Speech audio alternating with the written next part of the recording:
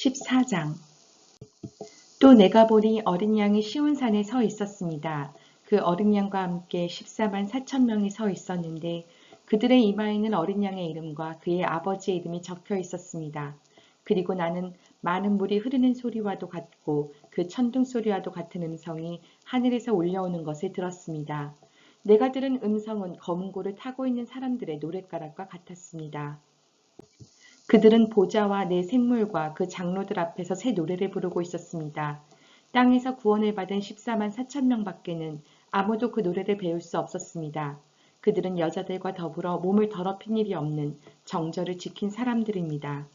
그들은 어린 양이 가는 곳이면 어디든지 따라다니는 사람들입니다. 그들은 사람들 가운데서 하나님과 어린 양에게 드리는 첫 열매로서 구원을 받았습니다. 그들의 입에서는 거짓말을 찾을 수 없고 그들에게는 흠잡을 데가 없었습니다. 나는 또 다른 천사가 하늘 한가운데서 날아다니는 것을 보았습니다. 그에게는 땅 위에 살고 있는 사람과 모든 민족과 종족과 언어와 백성에게 전할 영원한 복음이 있었습니다. 그는 큰 소리로 외쳤습니다. 너희는 하나님을 두려워하고 그분께 영광을 돌려라. 하나님께서 심판하실 때가 이르렀다. 하늘과 땅과 바다와 물의 근원을 만드신 분께 경배하여라. 또 두 번째 다른 천사가 뒤따라와서 말하였습니다. 무너졌다, 무너졌다. 큰 도시 바빌론이 무너졌다. 바빌론은 자기 음행으로 빚은 진노의 포도주를 모든 민족에게 마시게 한 도시다. 또 세 번째 다른 천사가 그들을 뒤따라와서 큰 소리로 말하였습니다. 그 짐승과 그 짐승 우상에게 절하고 이마나 손에 표를 받은 사람은 누구든지 하나님의 진노의 포도주를 마실 것이다. 그 포도주는 물을 섞어서 묽게 하지 않고 하나님의 진노의 잔에 부어 넣은 것이다. 또 그런 자는 거룩한 천사들과 어린 양 앞에서 불과 유황으로 고통을 받을 것이다. 그들에게 고통을 주는 불과 유황의 연기가 그 구덩이에서 영원히 올라올 것이며 그 짐승과 짐승 우상에게 절하는 자들과 또 그 이름의 표를 받는 자는 누구든지 밤에도 낮에도 휴식을 얻지 못할 것이다. 하나님의 계명과 예수를 믿는 믿음을 지키는 성도들에게는 인내가 필요하다. 나는 또 하늘에서 들려오는 음성을 들었습니다.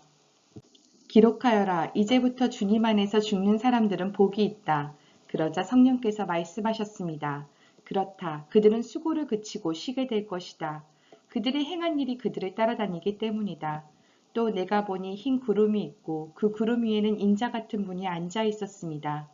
그는 머리에 금 면류관을 쓰고 날이 선 낫을 들고 있었습니다. 또 다른 천사가 성전에서 나와서 구름 위에 앉아 있는 분에게 큰 소리로 외쳤습니다.